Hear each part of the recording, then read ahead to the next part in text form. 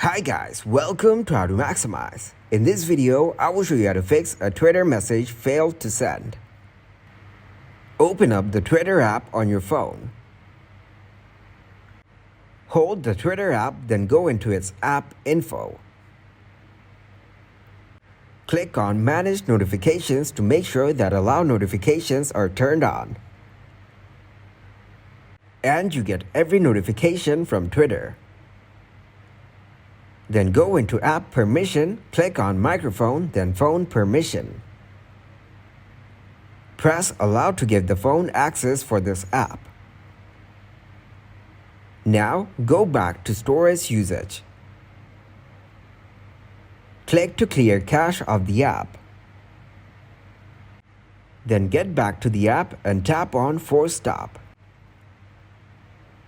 Click on Force Stop and close the app. Thanks for watching, and please leave a like, subscribe, and share.